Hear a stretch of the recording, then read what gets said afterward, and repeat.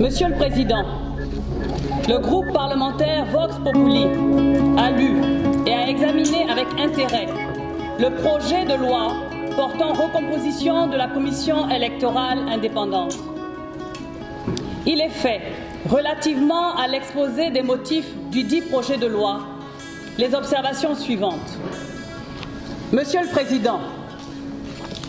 depuis 3 décennies, l'organisation des élections générales crédibles dans notre pays ne cesse de cristalliser les positions et déchaîner les passions. La suspicion sur la capacité de l'organe chargé de l'organisation d'un scrutin inclusif et sincère a notamment pris de l'ampleur bien avant, pendant et après les élections présidentielles de 2010, au sortir desquelles un conflit armé s'est vite substitué à une crise socio-politique causant de nombreuses pertes en vies humaines et d'innombrables dégâts matériels. Sortis balafrés de cette crise, dont les stigmates sont encore aisément observables, et sans en avoir réellement tiré les enseignements, notre pays a encore sombré à quelques différences près dans cette même violence au lendemain des élections législatives de 2016 et locales de 2018. Ce triste rappel des nombreux conflits post-électoraux de notre pays, Monsieur le Président, commande que tout citoyen s'interroge sur les véritables raisons de la récurrence de ces violences. Surtout que l'échéance de la prochaine élection présidentielle, qui focalise les attentions, est prévue pour se tenir le dernier samedi du mois d'octobre 2020, soit dans une quinzaine de mois. La réponse à ces interrogations est à rechercher principalement dans la composition, l'organisation et le fonctionnement de la Commission électorale indépendante,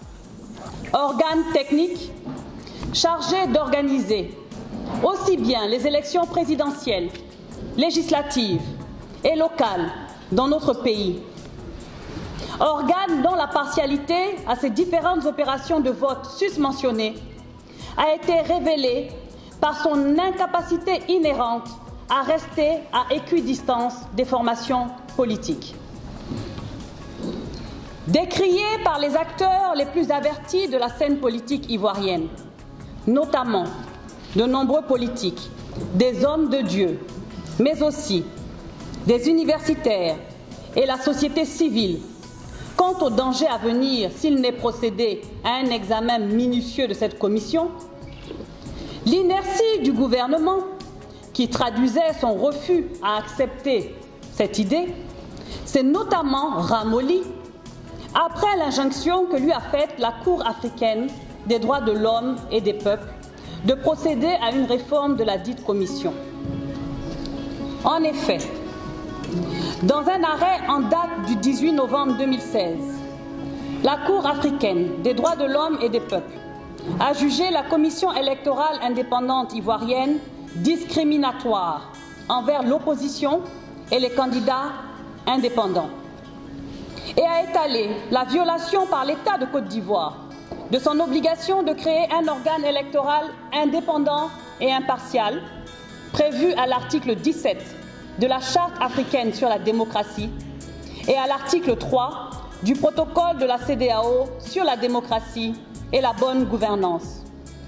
Rappelant également que la Côte d'Ivoire a par voie de conséquence violé le droit des citoyens de participer librement à la direction des affaires publiques de leur pays, garantie par l'article 13 de la dite charte. Monsieur le Président,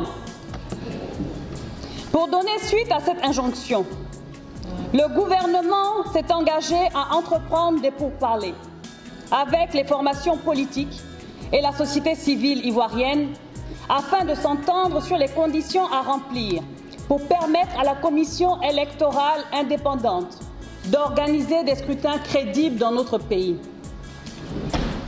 Alors qu'il avait annoncé vouloir des pourparlers inclusifs,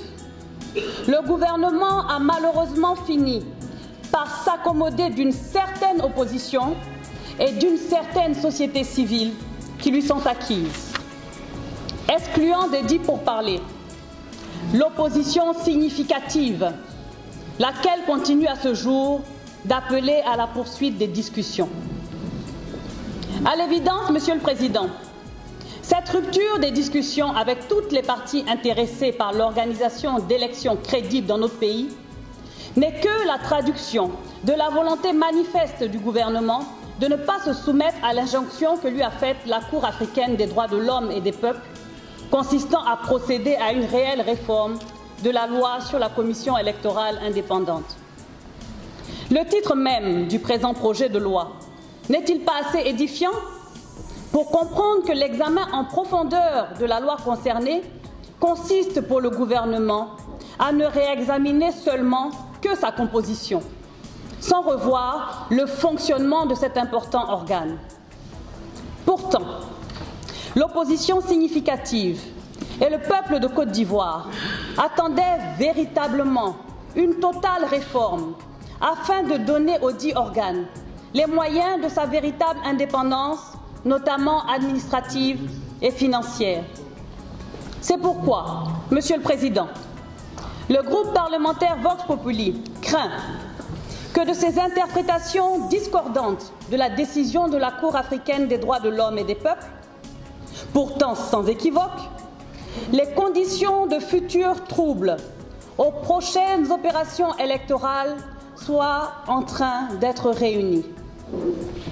Telles sont d'ailleurs les craintes de l'épiscopat et des organisations islamiques qui n'ont de cesse à appeler à un minimum de consensus de la part des acteurs politiques de notre pays. Fort de ce qui précède, le groupe parlementaire Vox Populi ne peut pas accompagner le gouvernement dans son élan et s'associe à l'appel fait par la classe politique significative